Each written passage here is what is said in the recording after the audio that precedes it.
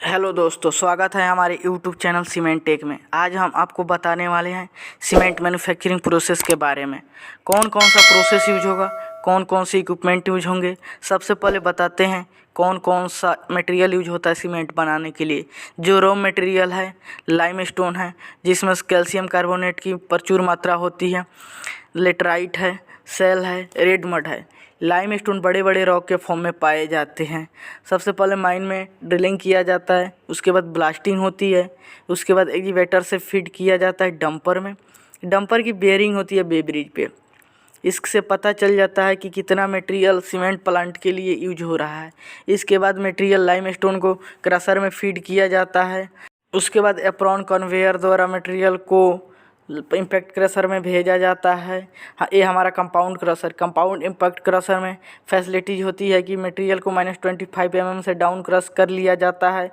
अगर प्लांट में VRM है, उसके लिए जो मटेरियल इनपुट साइज 75 mm से बिलो होता है। अगर प्लांट में बॉल मिल है तो बॉल मिल में ग्राइंडिंग के लिए मटेरियल को फीड कर रहे हैं तो उसका इनपुट मटेरियल साइज 30 mm से बिलो लाइमस्टोन को रखा जाता है। जो मटेरियल इम्पैक्ट क्रशर से क्रश्ड होकर रेडी होता है उसको बेल्ट कन्वेयर के द्वारा लाइमस्टोन स्टेकर के द्वारा पाइल बना लिया जाता है। तो आप देख सकते हैं टोटल यहाँ पे करीब 10,000 मैट्रिक टन पाइल बनाई जाती है। फिर रिक्लेमर के द्वारा प्रॉपर होमोनाइज किया जाता है। उसके बाद मटेरियल को स्क्लैपर चैन द्वारा बेल्ट कन्वेयर से होते हुए मटेरियल को लाइमस्टोन को हॉपर में फीड किया जाता है। स्टेकर यार्ड यानी कि जो पाइल बनता है उसका मेन फंक्शन यही है। जो भी मटेरियल होगा वो होमोनाइज्ड होगा, क्योंकि प्लांट 2 बेस पे चलता है। पहला DC base total carbonate base पे चल रहा हो, दूसरा लाइम सेचुरेशन फैक्टर के द्वारा प्लांट को चलाया जा रहा हो। तो प्रॉपर मटेरियल अगर लाइम सेचुरेशन फैक्टर 100 प्लांट्स के लिए यूज हो रहा हो तो कांस्टेंट फीड रेट से मटेरियल 100 LSF का ही रॉ मटेरियल ग्राइंडिंग हो। लाइमस्टोन हॉपर में लाइमस्टोन इकट्ठा किया जाता है। और आप देख सकते हैं लेटराइट यार्ड है। लेटराइट यार्ड से लेटराइट को रोटर द्वारा मैनुअल बेल्ट कन्वेयर से फीड करते हैं। इसको लाइमस्टोन हॉपर के बगल में जस्ट लेटराइट होता है। यहाँ पे 3 हॉपर होता है, हाई ग्रेड, लो ग्रेड और लेटराइट। जो high grade, low grade and laterite का कॉम्बिनेशन है, अगर ये हम डायरेक्ट लाइमस्टोन क्रशर से मटेरियल को लाते हैं और हॉपर में फीड करते हैं तो यूज होगा। अगर हम इसको स्टेकर यार्ड से लाते हैं, प्रॉपर होमोनाइड भी लाते हैं तो 2 ही हॉपर यूज होगा, एक लाइमस्टोन के लिए और एक लेटराइट के लिए। तो लाइमस्टोन 95% यूज होता है और 5% लेटराइट। दोनों को बेल्ट भी फीटर के द्वारा लेटराइट और लाइमस्टोन को वर्टिकल रोलर मिल में फीड बेल्ट कन्वेयर पे फीड किया जाता है। कांस्टेंट फीड रेट से बेल्ट वियर प्रॉपर बेइंग से मटेरियल ग्राइंडिंग मिल में जाता है। वर्टिकल रोलर मिल में प्रॉपर रॉ मटेरियल की ग्राइंडिंग होती है। वर्टिकल रोलर मिल 75 mm से बिलो का मटेरियल ग्राइंडिंग होगा। जो आउटपुट साइज होगा, अगर रॉ मिल 212 माइक्रोन के सीप पे चेक किया जाता है तो उसमें केवल 121.8 का रेसिड्यू मिलता है। अगर वहीं 19 माइक्रोन के सीप पे चेक किया जाता है तो रॉ मिल पाउडर को तो 14 to 18% का रेसिड्यू मिलता है। इसके बाद मटेरियल को फीड किया जाता है ब्लेंडिंग साइलो में। अगेन होमोनाइज्ड होता है, सेक्शन सिस्टम के थ्रू किल्न फीड बिन में जाता है। किल्न फीड बिन के इनसाइड में क्लोज्ड एयर स्लाइड लगा रहता है। इसके बाद डोजिंग वाल्व सिस्टम लगा रहता है। उसके सॉलिड फ्लो मीटर लगा रहता है। यहाँ से कांस्टेंट फीड रेट से मटेरियल यार्ड से होते हुए एलिवेटर से सीधा प्री हीटर साइक्लोन के टॉप में फीड किया जाता है। उसके बाद मटेरियल रॉ मिल हॉट एयर के कांटेक्ट में आता है। मटेरियल का और हॉट एयर का जो डायरेक्शन है वो रिवर्स है। जैसे ही मटेरियल हॉट एयर के कांटेक्ट में आता है, मटेरियल का टेम्परेचर ऑटोमेटिक बढ़ जाता है। तो टॉप साइक्लोन से होते हुए 300 डिग्री सेल्सियस टेम्परेचर में फिर दूसरे साइक्लोन में गया, वहाँ पे टेम्परेचर 450 डिग्री सेल्सियस हुआ। फिर तीसरे में गया, वहाँ पे 550 डिग्री सेल्सियस हुआ।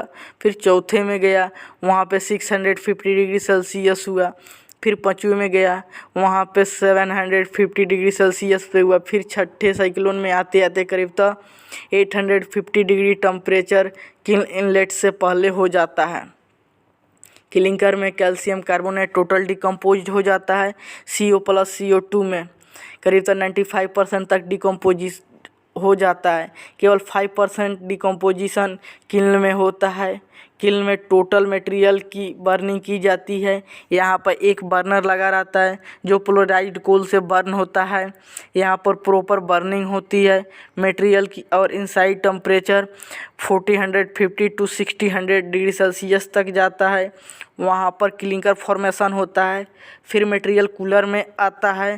कूलर में मटेरियल कूल होता है और कूलर के डिस्चार्ज मटेरियल का टेम्परेचर 150 डिग्री सेल्सियस के बीच रखा जाता है, जिसमें 90% क्लिंकर रहता है और 10% रेड हार्ड क्लिंकर रहता है।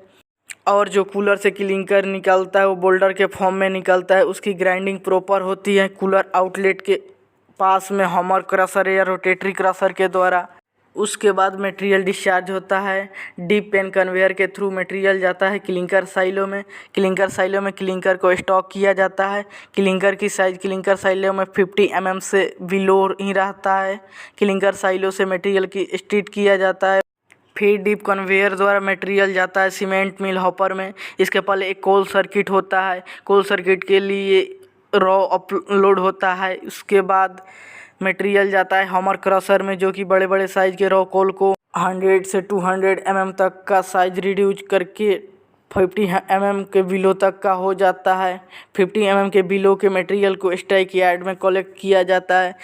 इसके बाद मटेरियल को प्रॉपर होमोनाइज्ड बायोरिक्लेमर द्वारा मटेरियल को फीड किया जाता है VRM में। यहाँ पर VRM की कैपेसिटी 30 TPH है। यहाँ पे प्रॉपर इसकी ग्राइंडिंग होती है और पोलराइज्ड कोल का साइज होता है। हम उसको चेक करते हैं 212 माइक्रोन के सिप पे तो रेसिड्यू 1% आता है। अगर 90 माइक्रोन के सिप पे चेक किया जाता है तो रेसिड्यू 30 to 50% आता है। पोलराइज्ड कोल को कलेक्ट कर लिया जाता है।